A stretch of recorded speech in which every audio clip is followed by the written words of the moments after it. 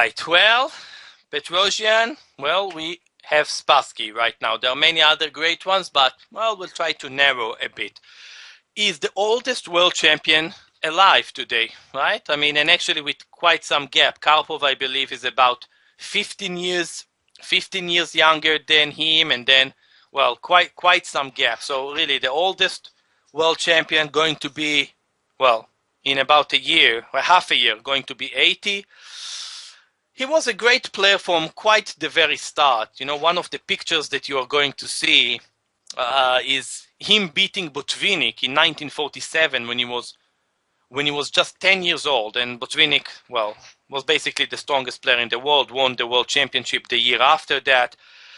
He became, well, pretty much young everything, youngest first category rank in Soviet Union, candidate master at the age of 11, a master at the age of 15. Well, he was the youngest grandmaster in the world at the age of 19. Yeah, I mean, I cannot stop making sounds. Youngest grandmaster in the world, Boris Spassky, 1956, at the age of 19. Well, today, if you're not a grandmaster by the age of 13, 14, well, you should go play soccer or something. Anyway, he had a really big, huge rise around this age, from 15, let's say, to 19, including tying for first in the Soviet championship.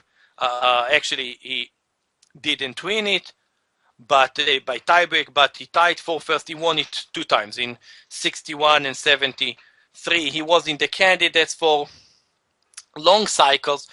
Actually, his first candidate was in 1956 at the age of 19. But a little bit after that, he had quite a slump in his chess. And for quite some time, he didn't make it to the candidate cycle. Basically, his next cycle was after 56. He missed the one in 59 in Bled. He missed the one in 62 in Curacao.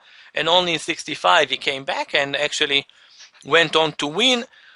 Maybe luckily for him, they changed it from a tournament to matches, which weren't really bad for him. He beat, well, actually in the 65, he beat, I would say, Keres, which was already quite old, if I can use that word, Geller, which was, well, somewhere in the middle, but also not very young, and Tal.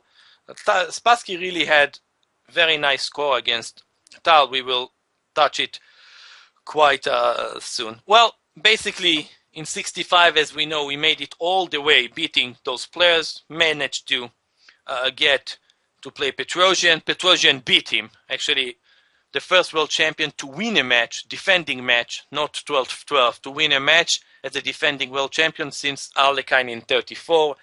Okay, back to the cycle, and again, the cycle in 68, he beat Keres, he beat Larsen, and he beat Korchnoi in the final to get the right to play Petrosian. And he went on to win this one. And okay, well, we really know Spassky because of his match against Fischer, but we will give him a little bit more than that in our series. Actually, I think that his chess games are the most famous ones on the movies world. You know, maybe Fischer got his own movie, but Spassky got a James Bond one. Well, a very important, a great game that appeared on a James Bond movie. Before that, you know, he was really praised as a great universal player, and by many of, you know, great world champions such as Kasparov, Fischer, and many other. Especially, let's see what Fischer said about him. Spassky sacrifices his pieces with the utmost imperturbability. He can blunder away a piece, and you're never sure whether it's a blunder or a fantastically deep sacrifice. He sits at the board with the same deep expression, whether he is mating or being mated. That was said by Bobby Fischer. And with that, I want to show you very quickly this